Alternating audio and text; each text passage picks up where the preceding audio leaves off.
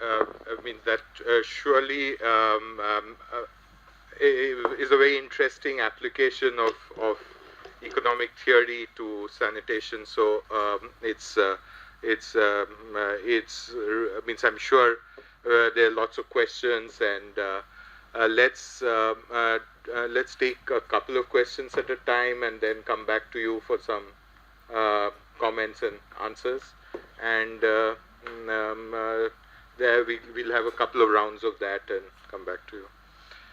So who's going to go first?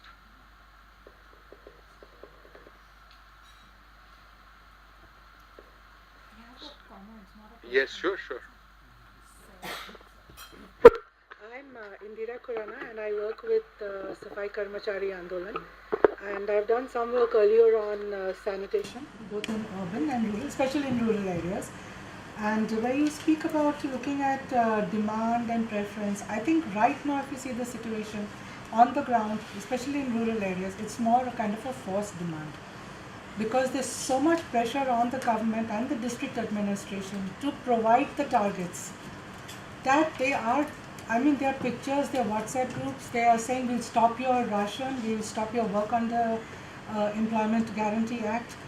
They are taking pictures of women who are defecating in the open. They're not showing anything, but a woman is squatting there and saying, why are you doing this? This is not good. So I think this whole issue of forced demand, and actually people don't have money. And you mentioned something about demonetization.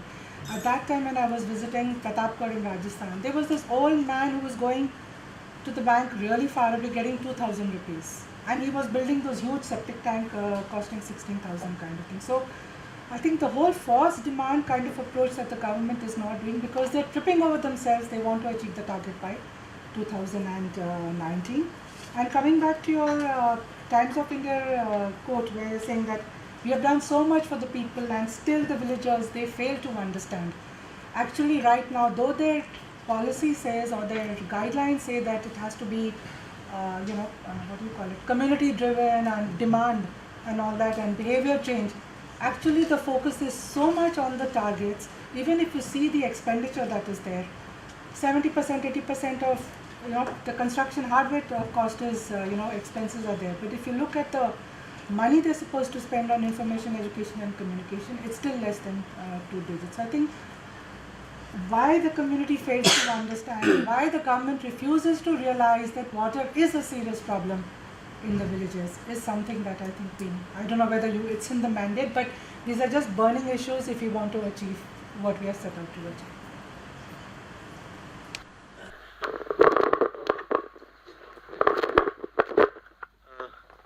Thank you very much. This was a very comprehensive talk, and but I would like to mention that in Delhi the population is 120 million, and you can imagine about 1.2 crore is 120 million, I suppose. 12 million, sorry, yeah. So the waste and the sanitation and the sewer, you can imagine the amount which it is generating. And when you imagine, you feel, if you are in the, side of imagining, you feel little bit disturbed. But I tell you, there is a silver lining in it, which she has explained. When there are the poorest of the poor, and you sit down anywhere in your colony, whether it is, any sort of colony, you will find that after 2 hours, there will be a Ragpickers. And that would be in the age of about 10 years, 12 years. They have a bag of which can carry a lot of paper, plastics, any metal is there. So they place it at certain place, they then segregate it, and then they sell it, and they must be earning, as the NGOs we have talked to most of the NGOs. So each person, Ragpickers, is earning from 200 rupees to around 300 rupees, the amount of labor they put in, the amount of work they do it. And I tell you, this is the most people who are very poor, for them, collection, segregation, selling it to the radiwalas. So and then the corporate is taking, and the metal peoples are taking the metals. Everything is being sold thereafter once it is segregated.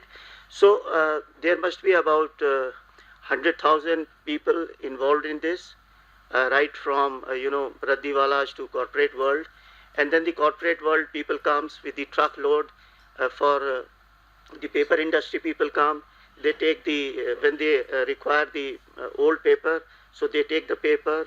The steel industry, which is all surrounding in Noida, they take all the steel from your houses, whatever you are saria and the furniture which you are giving to the people. So everything is sold, and then it is recycled. And the plastic, we are doing very well in plastic. So there is nothing, but the population is so fast, enhancing that still we have to do a lot of work, and the NGOs have to do a lot of work. Thank you. We'll take a couple of more.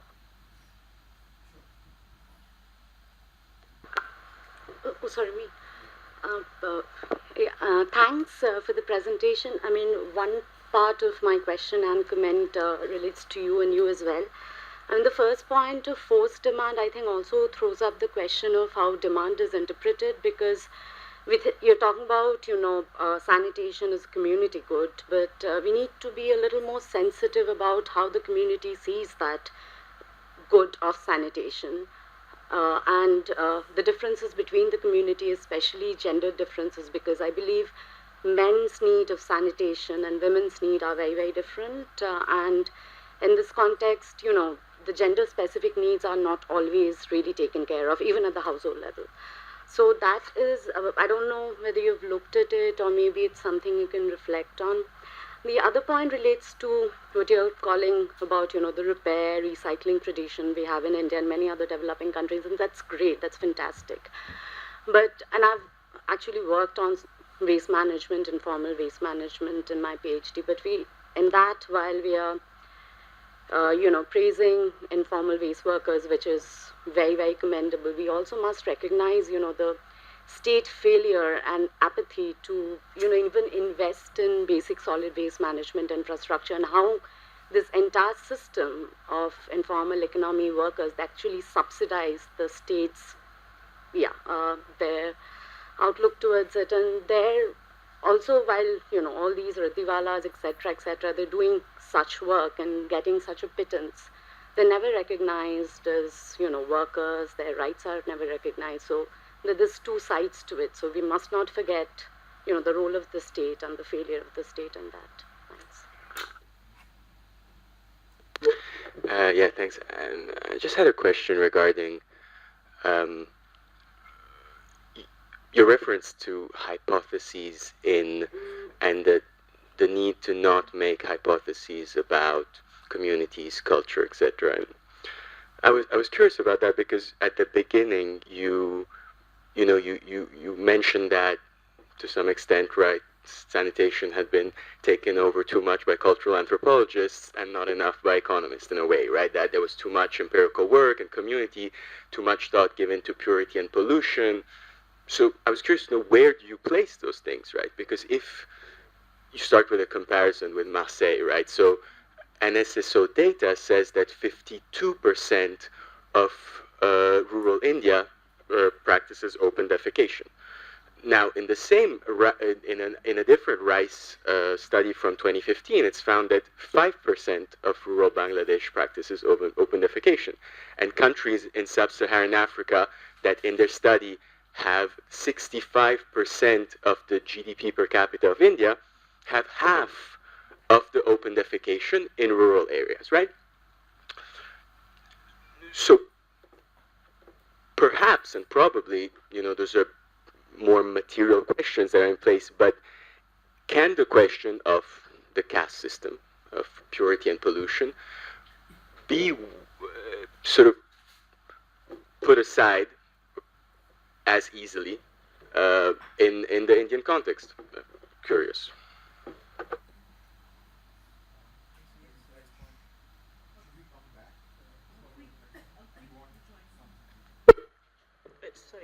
Sorry. To add to what he said, it's not just purity and pollution, but can you remove caste from your analysis? At least in India. I mean, in other countries would be a different question. Once we see what the framework looks like right now, it's a theoretical input. But can you especially when you're looking at IHDS survey, which has such a lovely description of caste that it's possible to bring that in. So the idea is like, it's not that I don't want to do hypotheses and that this dimension cannot be integrated. I'm just saying that we all have different experience of how sanitation, how cooperation, and how caste cooperation varies tremendously around India, around local context. And we are still not very aware on how to foster cooperation. Is it because at that place somebody one day initiated something and it's created capitals or social capitals, cooperation? Is this? We don't know. So that's why I had an approach which were like this element that can be produced by random local contexts. I should not put them as hypotheses. I should be able to include them ulteriorly in my model, but my model should not make hypotheses on how people cooperate, because I want to integrate them in all the variety. And so I think I need a model that allow flexibility to adapt to local context and to caste. And actually, like, of course, yes, data is amazing, but I was pointing when you cross the question about conflict about caste, conflict about among the village, and how people cooperate, you have some tremendous, crazy results that are completely paradoxal, which means that they cannot be very trusted. Meaning, like, if you say to people, how do you bond, how do you react to a problem, what are issues in your community?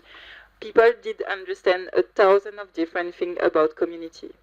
And so the question about conflicts, and in the more recent round about, for example, intouchability, if you look at the declared practice of intouchability in 2015 round, the response are also very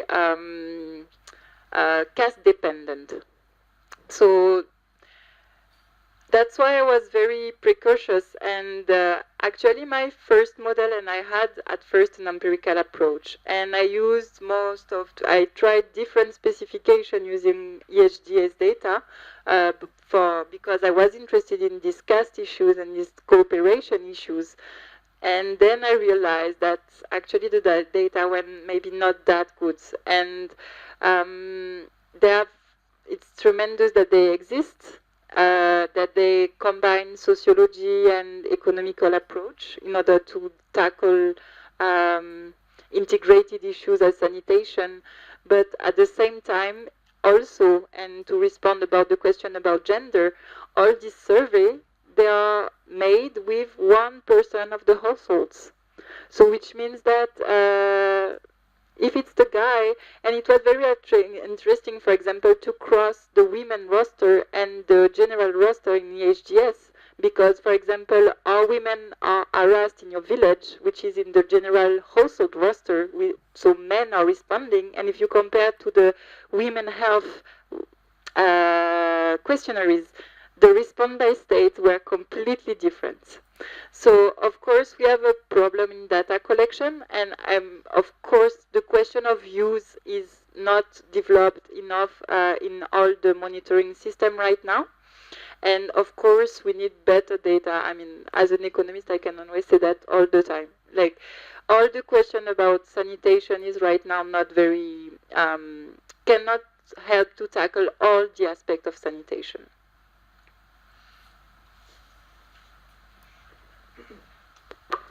Thanks a lot. I just wanted to, I suppose, add some more complexity, but what you said about the measurement really struck me, because measuring latrine use is inherently such a difficult thing, no matter how you choose to do it. So this sort of introduces another complication when you deal with any data set. So one aspect is the way you ask a question to the household member. So Rice has done plenty of work on this, showing the balanced versus unbalanced question. Like if you say, so you use a latrine, right? Obviously they're gonna, social desirability kicks in, they will, yes, of course. But if you say, do you use a latrine or do you defecate in the open, then there's a little more balance, but the problem is still more complex than that.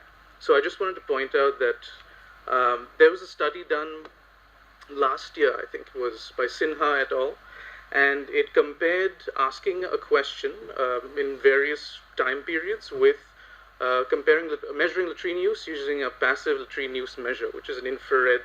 It's a device that uses an infrared signal to measure heat changes, and so that's one sort of objective way to compare if someone's in the toilet. Of course, you don't know what they're doing in the toilet. That's one problem. But what they found was that within 48 hours of recall, like did you either yesterday or the day before yesterday, the concordance between the device and the question was closest, with the highest level of concordance in the 48-hour period. So if you try and ask people in the last week, how many times did you go, you're going to get really bad answers, like it's not accurate at all. So 48 hours seems to be, according to this one study anyway, the magic number. Just wanted to flag that.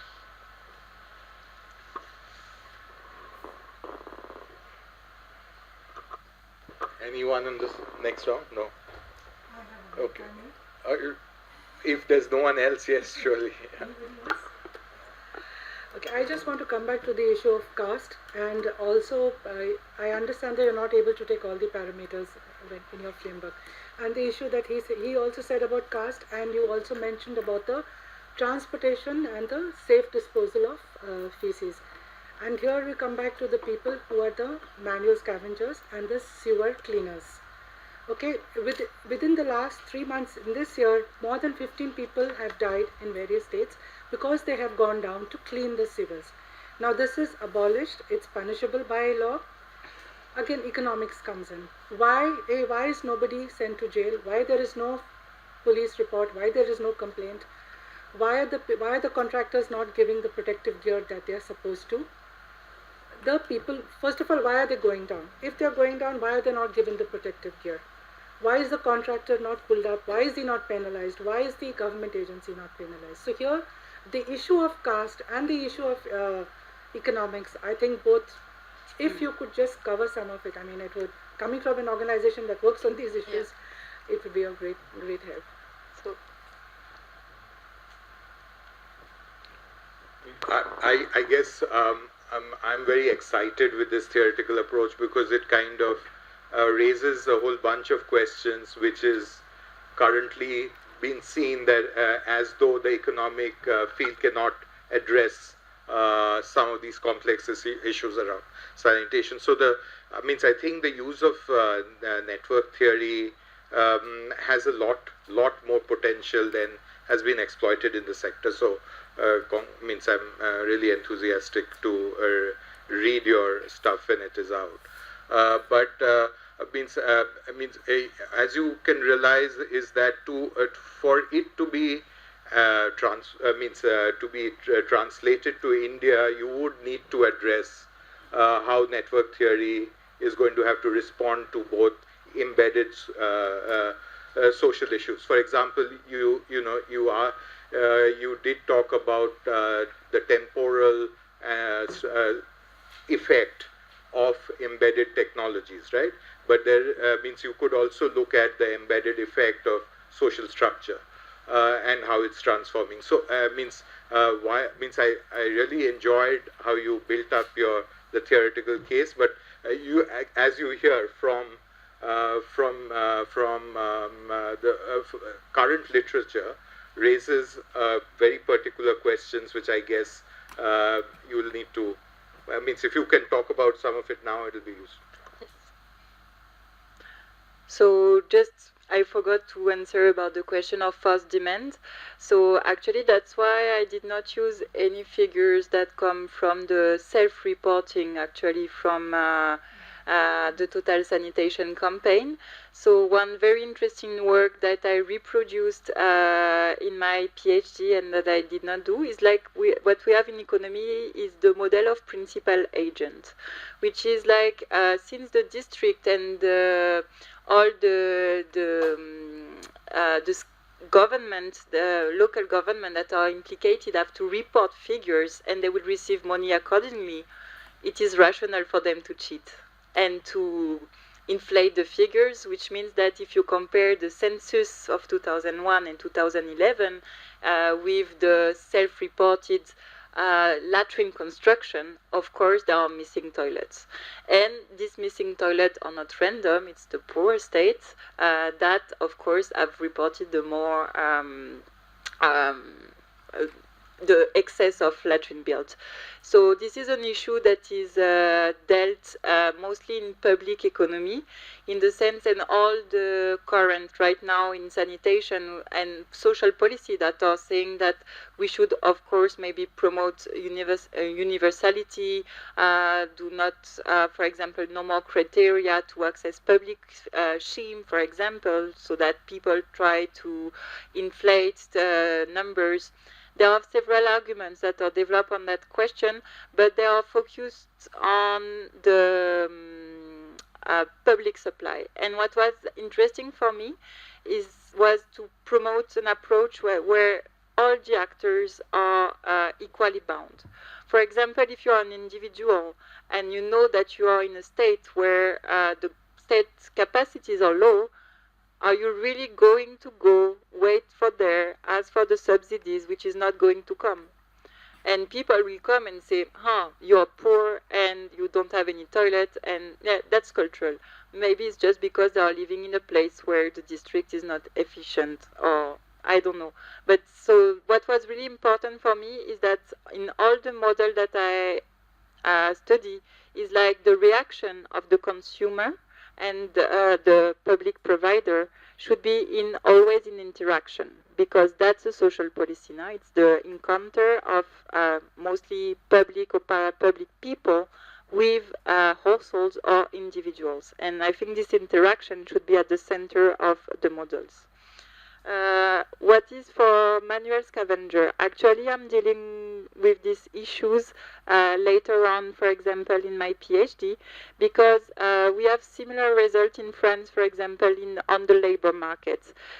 People will say that, for example, that there is a 20% difference of cigarette consumption between blue-collar worker and manager. And they will say like, yeah, this cigarette behavior will cause health, for example, will cause cancer. And actually the difference of lung cancer between these two groups is 200%. So individual, of course, behavior seems to be not a convincing argument. The problem with manual scavenger is how to define exposure. And to unhealthy, like if you, in the model that I produce, health behavior, you have to see why people, how much people are exposed to very dangerous substance, and that's developed in the case of health labor economics. And when it's related to health issues, of course, it's very difficult to evaluate how much people are actually armed and to give a price. So it's very difficult for us to monitorize and to see the impact on health, for example, of such exposure or working conditions. On the question of caste recruitment, then I would say that the question of law enforcement is, and the hypocrisy of the states in the fact that they are employing people, although they are not supposed to, is not really the core of the model that I'm presenting today, of course.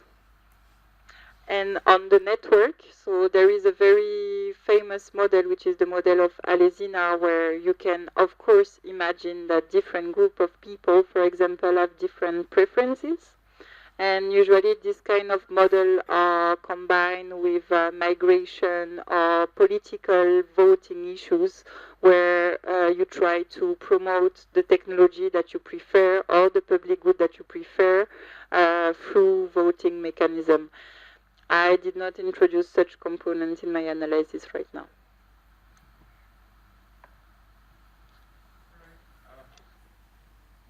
Thank you very much. one last round of applause. We didn't get our coffee today, did we?